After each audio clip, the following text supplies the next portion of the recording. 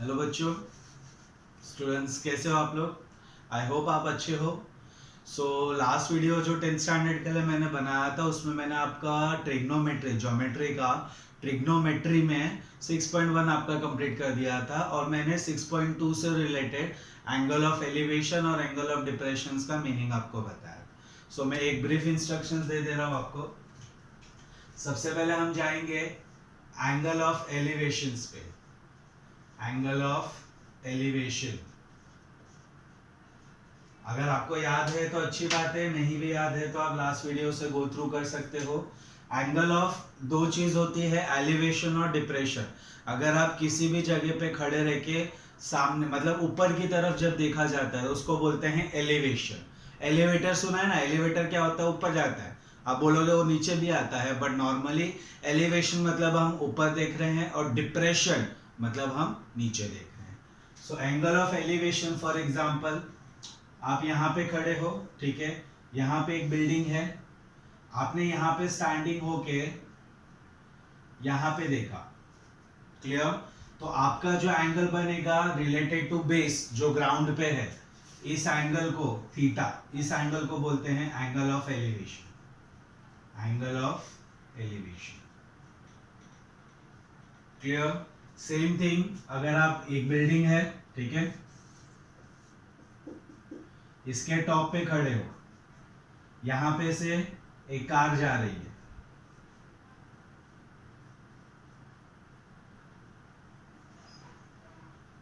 ठीक है।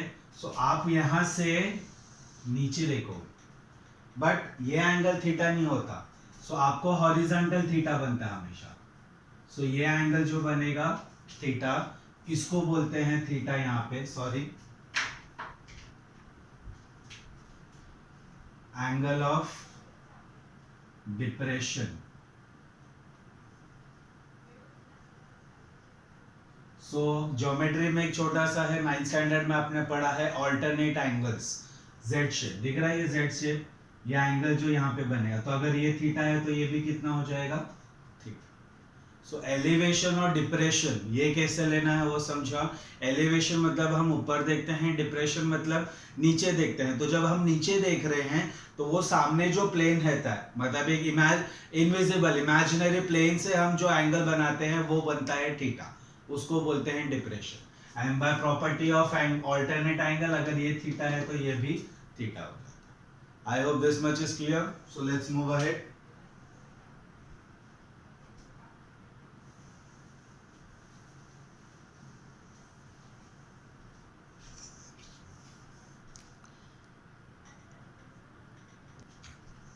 सो हम एक्सरसाइज 6.1 पे जाएंगे, सॉरी 6.2 पे। आप 6.2 का क्वेश्चन नंबर फर्स्ट रीड करेंगे। क्या बोलता है question, a person is standing at a distance of 80 meter from a church looking at its top. ठीक है, कोई बंदा है एक चर्च से 80 मीटर दूर पे खड़ा है और वहां से खड़े होके वो चर्च के टॉप पे देखता है। The angle of elevation is 45 degree, मतलब जिस लड़के का और टॉप पे देखने का जो एंगल है, वहां पे क्लियरली लिखा है एलिवेशन, मतलब ऊपर देख रहा है, वो है 45। आपको क्या ढूंढना है, हाइट ऑफ द चर्च। पहले हमेशा इसमें डायग्राम बनाना जरूरी है, ठीक है। सो सबसे पहले हम डायग्राम्स के लिए थोड़ा इंस्ट्रक्शन देते हैं। उसने क्या बोला, एक बंदा है, फॉर एग्जाम्पल वो ए पॉइंट है, ठीक है, बी पॉइंट पे चर्च खड़ा है, दिस इज योर चर्च। तो उसने क्या बोला कि चर्च से 80 मीटर दूर, मतलब चर्च और उसके बीच का डिस्टेंस कितना है, 80 मीटर। दिस इज राइट, समझा। अब यहां से उसने चर्च के टॉप पे देखा, so this is angle of elevation which is given 45 degree. इसको नाम दे दो सी।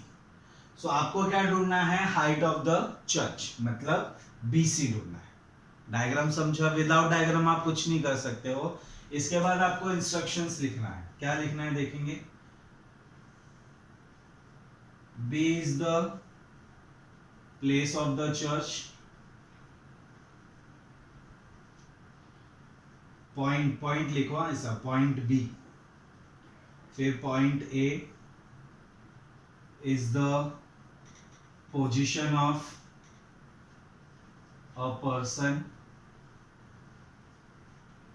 Am I right? Next, BC क्या है?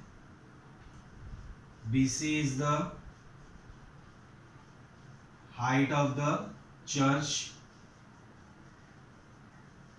Am I sorry? Next, angle दिख रहा है CAB.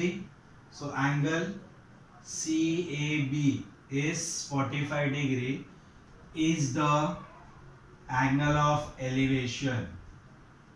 Angle of elevation. आपको हर डायग्राम में जब भी आप डायग्राम बनाओगे तो कौन सी चीज क्या है वो आपको ऐसे थोड़ा सा थियोरी टाइप में आपको लिखना पड़ेगा। अब हमें ढूंढना क्या है? BC ना। तो अगर ये ट्रायंगल आप देखते हो, ऐसा कोई चीज है, मतलब हमें ये थीटा है, राइट? थीटा के सामने वाला साइड ढूंढना है, क्लियर? और थीटा के एडजेसेंट वाला साइड दिया हुआ है, दिया है ना एक वैल्यू 80 मीटर। हाँ, ए बी लिख दो। What is A B? A B is the distance between church and a person. Clear? यहां तक दिया हुआ है ए बी। सो एक चीज बोल रहा हूं, आई होप यहां पे दिख रहा हो आपको। Yes, it is clear. So A B आपको दिया हुआ है 80 मीटर, ठीक है? अभी ट्रिग्नोमेट्री में आपने जो 6 फंक्शन पढ़ा है उसमें से कौन से फंक्शन में मतलब कोई भी थीटा के अपोजिट साइड और एडजेसेंट साइड वाला प्रॉपर्टी यूज होता है? मतलब ऐसा पढ़ा है ना, sign theta is opposite upon hypotenuse. तो ऐसा कौन सा ट्रिग्नोमेट्रिक फॉर्मूला है जिसमें अपोजिट साइड और एडजेसेंट साइड एक ही में यूज होता है? साइन में अपोजिट और हाइपोटेन्यूज यूज होता है, कॉस में एडजेसेंट और हाइपोटेन्यूज यूज होता है। हाइपोटेन्यूज से हमें कुछ लेना देना नहीं है, बट जो tan थीटा है उसमें अपोजिट और एडजेसेंट होता है। cot थीटा में भी होता है, आप दोनों में से कोई भी यूज कर सकते हो। हाँ, मुझे अगर ये ढूंढने बोलता और ये दिया हुआ है, मतलब एडजेसेंट दिया हुआ है, हाइपोटेन्यूज ढूंढने बोला है, तो एडजेसेंट और हाइपोटेन्यूज कौन से ट्रिग्नोमेट्रिक में आता है? It comes in cos theta. Same goes अगर ये दिया होता, ये ढूंढने बोलता, तो अपोजिट और हाइपोटेन्यूज, तो कौन सा हो जाता? sin theta. Am I clear?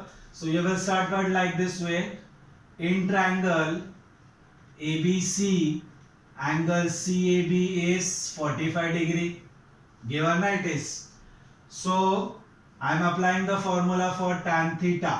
आपको चाहिए तो यहाँ पे लिख सकते हो, this is equal to theta. So tan theta का फॉर्मूला क्या है? Opposite upon adjacent. तो what is opposite? BC. And what is adjacent? Yes, AB. Clear till here? अब क्या करना है? आपको सबकी वैल्यू डालनी है। थीटा का वैल्यू दिया है क्या? दिया है 45। सो ये कितना हो जाएगा? tan 45। BC का वैल्यू कितना दिया हुआ है? नहीं दिया है, तो BC रहने दो। AB का वैल्यू कितना दिया हुआ है? 80। Clear? Now what is the value of tan 45? जाओ जाओ जाओ, फटाफट फटाफट टेबल में जाओ, मैंने बताया था टेबल कैसे बनाना है। So tan 45 is nothing but 1. So 1 is equal to BC upon 80. Now 80 is in division. यहाँ पे जाएगा तो क्या हो जाएगा? Multiplication. तो BC is equal to what? 80 into 1. That is nothing but 80. So it is the height of the church. So always in a meter. समझा? Very simple. एक बार डायग्राम बन गया। ज्यादा करके tan थीटा ही यूज होता है, रेयर केसेस में sign और कॉस रहता है। आप कॉट लेके सॉल्व करते हैं तो भी यही वैल्यू आती है कि कुछ फर्क, क्योंकि कॉट 45 का वैल्यू भी वही है। क्लियर? कॉपी करेंगे, वीडियो पॉज करके कर लेना copy. I am moving to second some.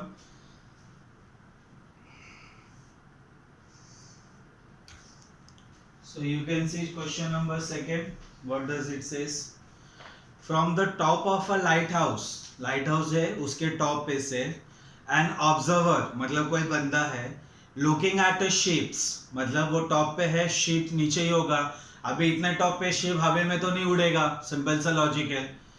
Makes an angle of depression is 60 degree, okay. If the height of the light house is 90 meter then find how far the ship is from the light house. जैसे first समय distance दिया था, height पूछा था, अब height दिया हुआ है, डिस्टेंस पूछा है, तो सबसे पहले डायग्राम बना लेते हैं।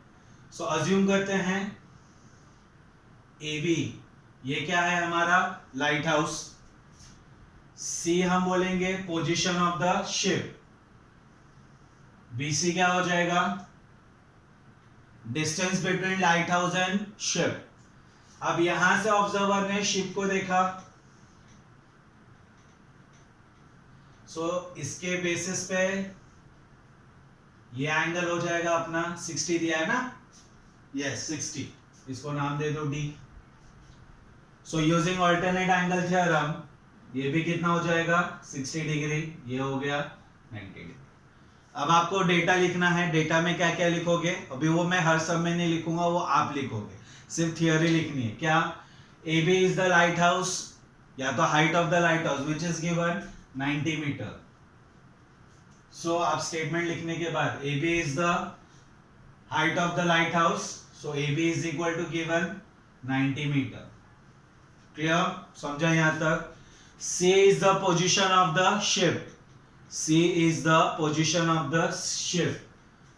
Next, angle DAC, angle DAC is an angle of depression, is an angle of, sorry, depression.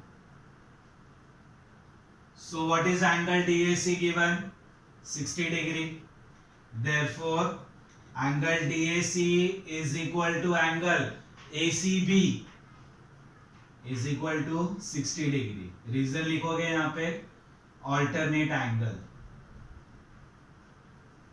जिनको नहीं पता है ऑल्टरनेट एंगल्स क्या होता है, आई एम गिविंग छोटा सा इंस्ट्रक्शन। ऑल्टरनेट एंगल्स मतलब ये शेप होता है, तो ये एंगल और ये एंगल दोनों भी सेम होता है, इसी को बोला जाता है angle of elevation, sorry alternate angles.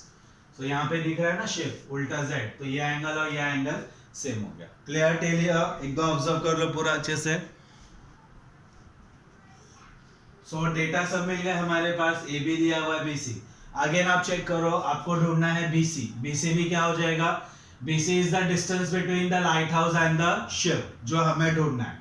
तो ये है एडजेसेंट थीटा के, थीटा के एडजेसेंट में है ना, और ये अपोजिट में, अगेन कौन सा फॉर्मूला यूज हो जाएगा, tan थीटा।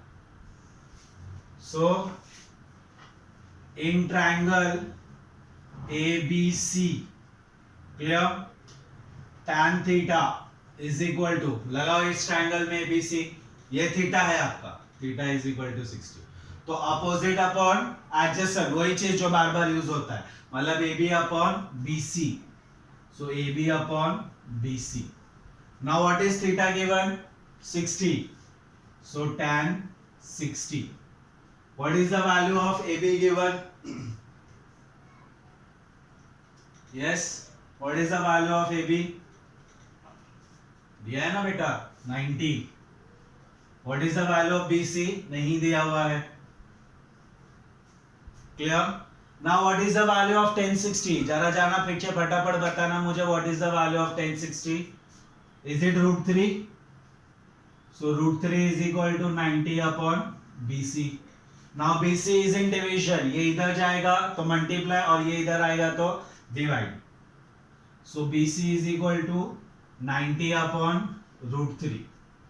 अब अगर आप क्वेश्चन के एंडिंग में देखोगे तो उसने बोला है रूट 3 का वैल्यू 1.73, बट अगर आप यहाँ पे 1.73 डालोगे मतलब 90 को डिवाइड करना है 1.73 से, which is little bit difficult. So हम क्या करेंगे, जो 9th स्टैंडर्ड में किया है, rationalizing the denominator.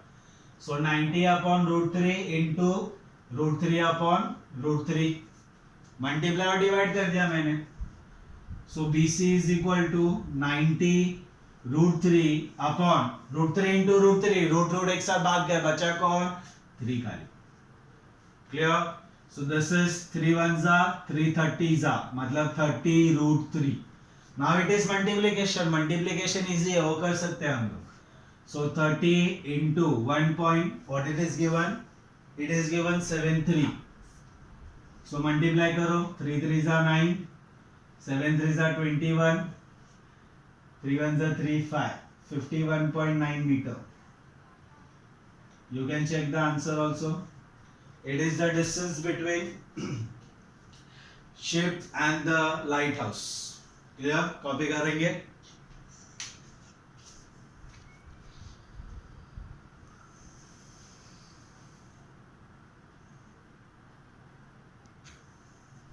So we are moving to question number 3rd. पढ़ेंगे क्वेश्चन अच्छे से.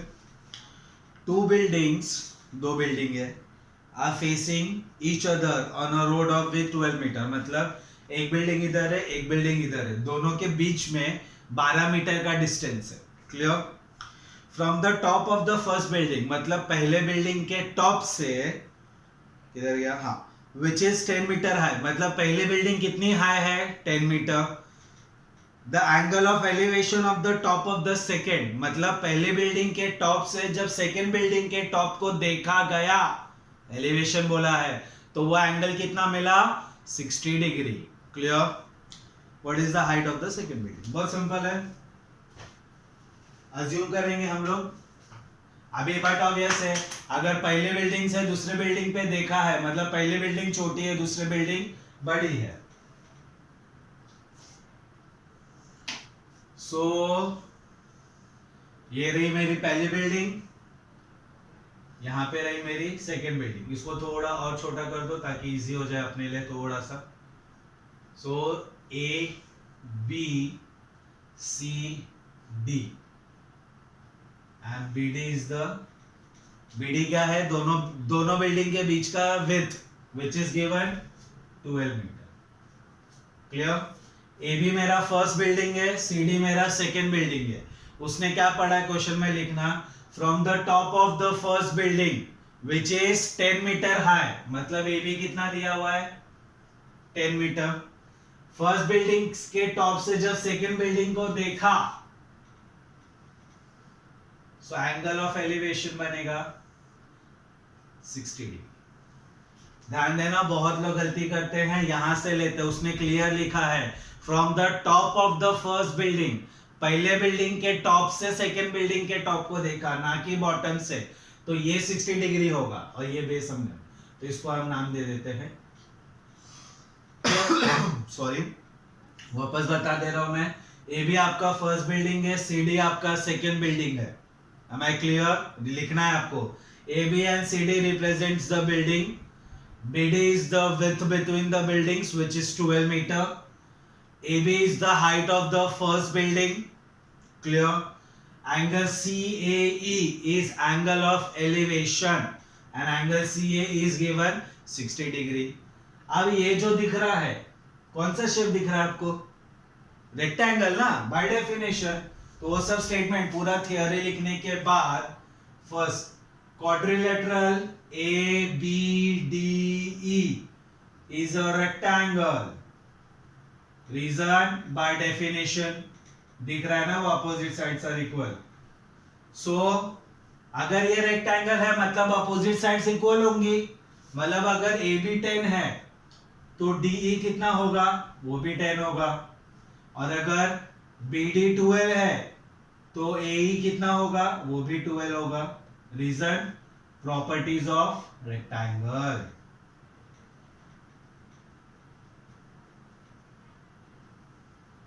या वो भी लिख सकते हो, opposite sides are equal in rectangle.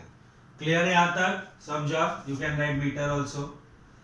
अब ट्राइंगल देखो, ये भी 10 हो गया और ये 12 हो गया. ढूंढना क्या है? सेकेंड हाइट, बिल्डिंग का हाइट ना. सेकेंड बिल्डिंग पूरा ये है सी डी, मुझे डी मिल गया, बचा कौन? सी बचा. अब सी ढूंढना है तो ये ट्राइंगल देखने का, दिख रहा है ए ई सी, ये थीटा हो गया. थीटा का अपोजिट ढूंढना है, एडजेसेंट दिया है, कौन सा ट्रिग्नोमेट्रिक लगेगा? tan theta. और कुछ बचा ही नहीं अपने पास. सो in triangle ABE Angle AB is 60 degree. So by applying tan theta का formula opposite upon adjacent. That means CE upon AE. Clear?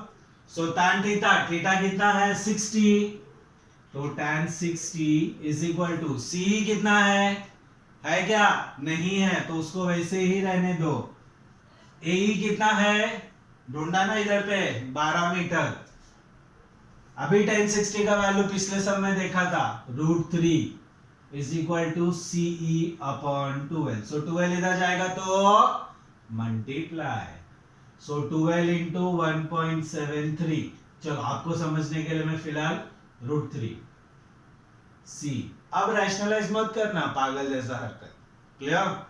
सो अब क्या करोगे? वैल्यू दिया है ना 12 1.73. एक मिनट, वैल्यूज डॉट डेसिमल में है नहीं.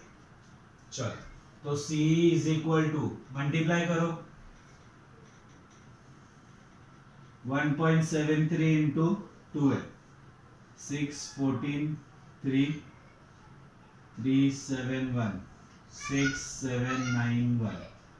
So 19.76 metre. बट ये क्या मिला है? ये यही मिला है. मुझे पूरा CD ढूंढना है. Can I say CD is equal to CE plus ED. Reason C dash E dash D. तो CE का वैल्यू कितना है? ये रहा 19.76 प्लस ED का वैल्यू कितना है? 10. अब इसके बाद भी बहुत लोग क्या बोलेंगे आंसर? भैया आंसर 19.86. कितने लोग ने हाथ सोचा? हाथ उठाएंगे जरा. Very good. Answer is 29.76 meter. जिन्होंने भी 76 बोला है वो कुछ इस तरीके से एडिशन करते हैं plus 10.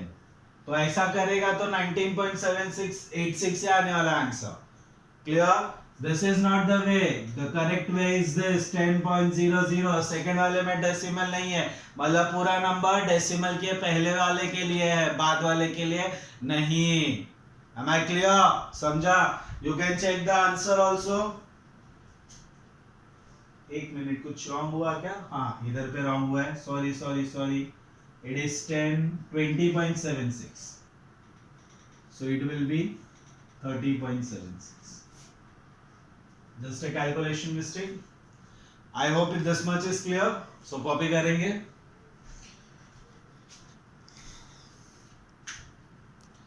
You can copy by pausing the video also. I am moving to question number 4. So you can see question number 4. थोड़ा सा अलग आया है क्वेश्चन. ठीक है, इजी है. बट क्या बोलता है? 2 poles, पता है ना पोल्स, बड़े बड़े खंबे, ऑफ हाइट 18 and 7 मीटर, मतलब एक 18 मीटर का है और एक 7 मीटर का है, are erected on a ground. The length of the wire fastened at the tops, मतलब दोनों पोल्स के जब टॉप को बांधा गया तो जो वायर लगा वो कितने मीटर का लगा? 22 मीटर का. अब क्या ढूंढना है? Find the angle made by the wire with the horizontal, मतलब आपको एंगल ढूंढना है जो वायर ने हॉरिजॉन्टल से बनाया. बहुत सिंपल है बेटा. सो हम अज्यूम करेंगे 2 पोल. ये रहा मेरा पहला पोल. चलो ये ले लो दूसरा पोल. थोड़ा आड़ा टेढ़ा है, एडजस्ट कर लेना थोड़ा. नाम दे दो.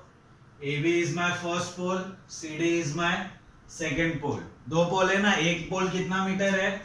18 मीटर पूरा. दूसरा पोल कितना है? 7 मीटर. क्लियर? इन दोनों के टॉप को बांधा गया एक वायर से, जो वायर था 22 मीटर का. अब आपको ढूंढना है कि ये वायर ने हॉरिजॉन्टल से जो एंगल बनाया वो कितना है. अभी तक एंगल दिया था, कुछ ढूंढना था, अब उल्टा कर दिया. सब डेटा दिया हुआ है, आपको सिर्फ एंगल ढूंढना है. सो डेटा में क्या क्या लिखोगे आप लोग? AB is the height of the first pole which is 18 meter. CD is the height of the second pole which is 7 meter. और कुछ दिया है क्या डेटा में? चेक करो जरा. नहीं दिया है, चलो ठीक है। हाँ, एक चीज दिया है, AC 22 meter. AC is the hypotenuse because it's making an angle of 90 degree. Clear data. Now इसको भी एक नाम दे देंगे हम लोग E। क्लियर। सो CEBD क्या है? रेक्टेंगल। सिंपल ना। सो सब डेटा लिखने के बाद quadrilateral BDCE is a rectangle. So अगर रेक्टेंगल है तो क्या मैं बोल सकता हूं CD is equal to BE and that is equal to 7 meter. एक ही का जरूरत है क्योंकि दूसरा दिया नहीं है तो अपन उसको यूज भी नहीं करेंगे। क्लियर। B मतलब ध्यान देने का, ये पूरा AB पूरा 18 मीटर है, उसमें से B 7 मिल गया तो ये AE कितना हुआ? 11। बट उसको शो करना है आपको। So I can say AB is equal to AE plus EB.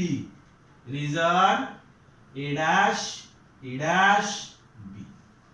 Now put the values. AB का वैल्यू कितना है? 18।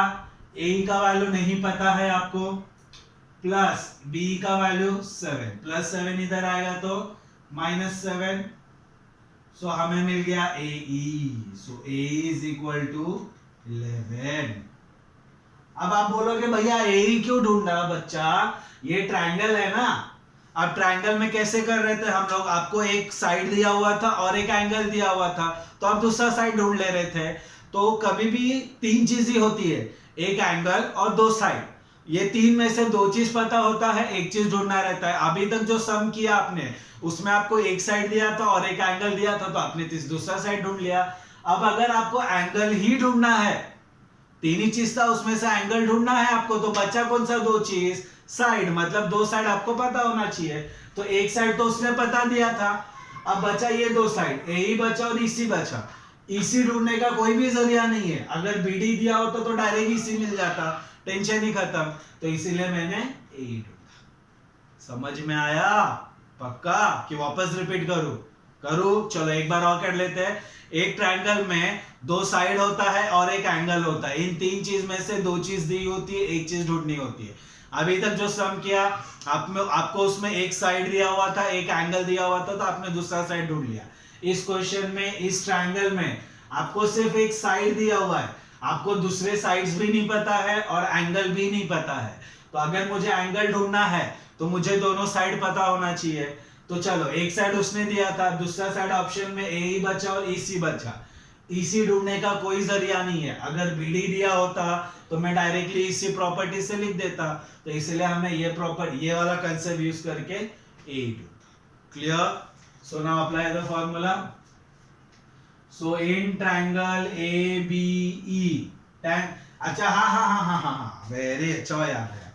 अब इसमें कौन सा फॉर्मूला यूज करूं? Sine cos tan. बताएंगे फटाफट। अभी तक तो 10 यूज कर रहे थे, क्यों? क्योंकि अपोजिट और एडजेसेंट था, बट यहाँ पे क्या आया है? हाइपोटेन्यूज आया है। अब AE क्या है इसके सामने? अपोजिट ना। तो ऐसा कौन सा फॉर्मूला है जिसमें अपोजिट भी यूज होता है और हाइपोटेन्यूज भी? दो फॉर्मूला है, साइन थीटा कोसेक थीटा, दोनों में से कुछ भी यूज करो। So it is sine theta is equal to, opposite क्या है? AE upon hypotenuse AC। Clear? Value डालेंगे साइन थीटा। AE का वैल्यू कितना है? 11। AC का वैल्यू कितना है? 22। सो 11 1 जा, 11 2 जा, तो sine theta is equal to 1/2। अब आपको क्या करना है? आपको थीटा ढूंढना था, साइन थीटा नहीं, थीटा। तो साइन में जाने का और चेक करने का कौन सा आंसर हाफ आता है। जाओ फटाफट, कौन सा आंसर हाफ आ रहा है बताओ? साइन 30। बट हमें पता है, क्या पता है? कुछ नहीं पता है। But sign 30 is 1/2। 1/2 ना डेटा में, टेबल से। तो अगर साइन थीटा भी 1/2 है, साइन 30 भी 1/2 है, तो थीटा का वैल्यू कितना हो गया? 30। So theta is equal to 30। So what is angle made by wire and the horizontal is 30 degree. I hope समझा सबको अच्छे से. कॉपी कर लो फटाफट.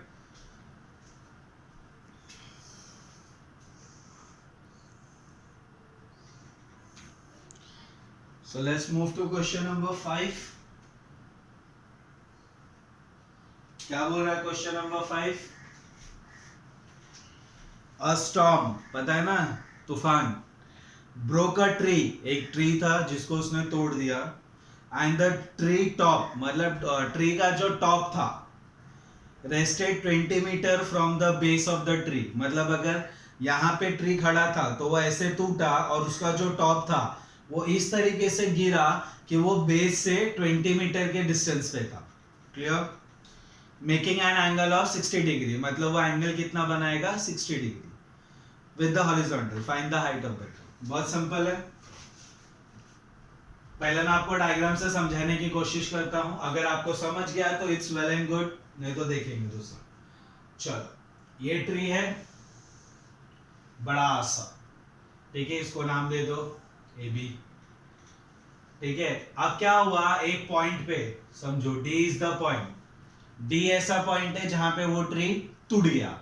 ये टूटने के बाद ये इस तरीके से गिरा यहां पे कि इसका जो टॉप था वो यहां पे आके, जो कि बेस से 20 मीटर के दूरी पे था.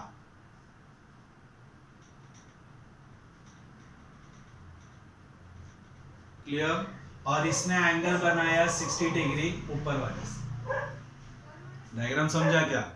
अब आप बोलोगे अगर इसका टॉप गिरा तो इसको ए क्यों नहीं दिया? ठीक है बेटा, ए नहीं दे, सी नहीं देना है, ए डैश दे सकते हो, ए मत देना वरना कंफ्यूजन होगा. ठीक है, सो फिलहाल बेटरमेंट के लिए हम सी यूज करेंगे. क्लियर? अब इसको अगर नहीं समझा है अभी भी तो बाकी लोग जिनको नहीं समझा है, अज्यूम करो ये आपका ट्री स्टैंडिंग में है. ठीक है, अभी ये इस पॉइंट से ब्रेक होगा. ठीक है, इस पॉइंट से जब ब्रेक हुआ तो ये ऐसे गिरेगा और इधर आके टॉप पे, इसका जो टॉप था वो इधर आके मिल गया. क्लियर? तो इसने ये जो एंगल बनाया वो 60 डिग्री था. अब मुझे एक क्वेश्चन बताना,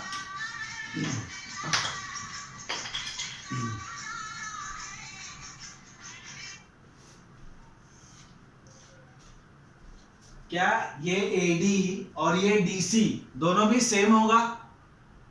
दोनों इक्वल होगा क्या? देखो ना, ये ट्री था ना, ये इतना पार्ट ही टूटा ना ऊपर से और इतना ही पार्ट नीचे आके गिरा है, मतलब ये दोनों भी सेम है. तो मैं बोल सकता हूं कि this is equal to this. समझा ना कैसे इक्वल आया है? सो आपको डेटा में क्या क्या लिखना है? A B represent the tree, D is the point of the breaking of the tree, B C is the point where the tree top rested, angle DCB is 60 degree and AD and DC is equal. Clear? So अभी आपको क्या क्या करना है? Same चीज, आपको ये पूरा AB ढूंढना है. ठीक है, तो पहले हम ये ट्रायंगल देखते हैं DBC. एक एंगल दिया हुआ है आपको, सॉरी, एक एंगल दिया है, एक साइड दिया है, तो आप दूसरा साइड ढूंढ सकते हो. कैसे ढूंढना है वो आपको पता होगा. सो सब डेटा लिखने के बाद इन ट्रायंगल DBC कौन सा लगाओ बोलो. अगर आपको ये ढूंढना है तो अपोजिट और एडजेसेंट वाला रिलेशन, मतलब tan थीटा वाला रिलेशन. ये ढूंढना है तो अब ये क्यों ढूंढूं? अरे ये मिलेगा तो ये भी मिल जाएगा ना, और इन दोनों को ऐड कर दूंगा तो मुझे ट्री का हाइट मिल जाएगा. समझा? सिंपल ना. सो सबसे पहले हम लगाते हैं tan 60. तो tan 60 अपोजिट अपॉन एडजेसेंट, मतलब DB अपॉन BC. क्लियर? समझा यहां तक? सो tan 60, चलो थीटा लिख देता हूं आपके लिए. So tan 60 is equal to, DB तो पता नहीं है, BC कितना है? 20. क्लियर? इसके बाद tan 60 का वैल्यू पता है, अभी तक हम देख रहे थे, √3 is equal to DB upon 20. So 20 इधर जाएगा तो sorry, so DB is equal to 20√3. आपको चाहिए तो आप √3 का वैल्यू डाल दो. चलो आपको डाल के दिखा देता हूं मैं, इजी हो जाएगा. So dB is equal to 20 into 1.73. So dB is equal to 3 2s are 6, 7 2s are 14, 2 1s are 2 plus 3. So it is 3.46 meter. आप कैलकुलेशन चेक कर लेना. आई थिंक सो रॉन्ग है. 3 2s are 6. हाँ 34.6 आना चाहिए. 20 है ना. 34.6. 2 3s are 6, 7 2s are 14, 1 carry, 2 1s are 2 plus 1 3. Right. Clear? Next thing. Now apply cos 60.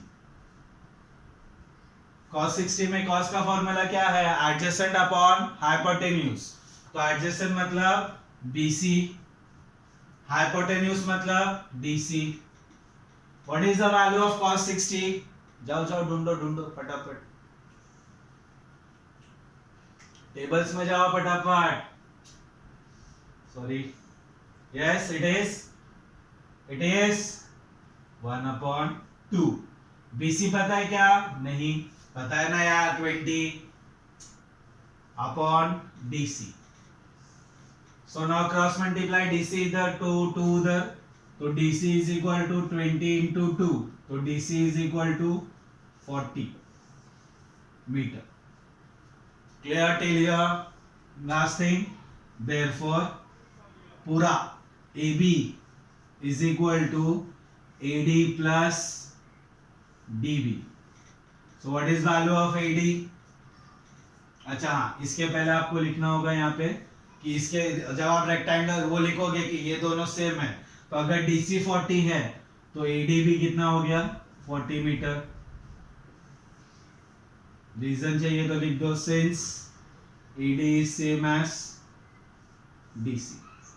So therefore AB is equal to AD plus DB. So what is value of AD? What is value of DB?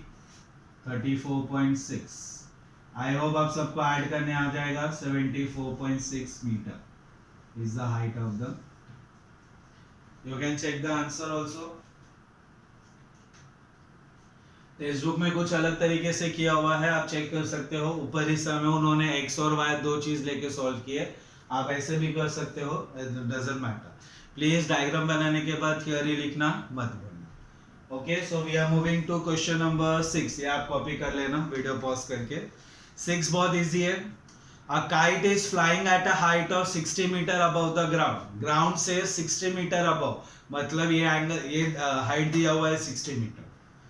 The string attached to the kite is tied at the ground. तो string किसी को attach किया है. It makes an angle of 60 degree. मतलब जो string बांधा है वो एंगल कितना बना रहा है? 60 degree. Assuming the string is straight, मतलब वो वेव नहीं हो रहा है, straight है एकदम. Find the length of the string. ये ढूंढना है. डायग्राम इमेजिन करो, यहाँ पे बना देता हूँ आपके लिए.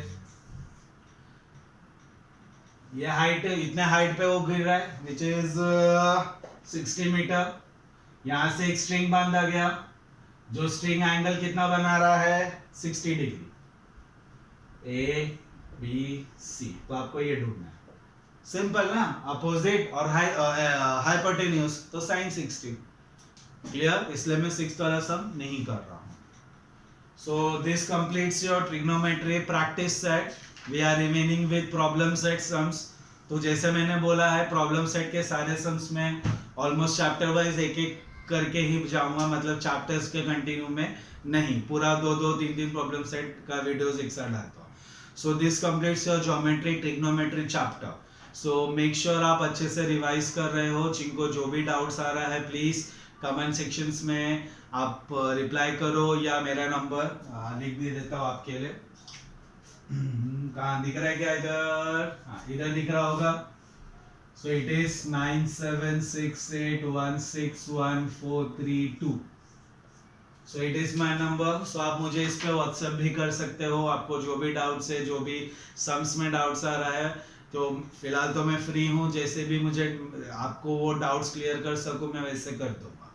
So this completes our geometry for 6th chapter, that is trigonometry. Next video में मे बी मैं अलजेब्रा या ज्योमेट्री दोनों में से कुछ भी स्टार्ट करूंगा.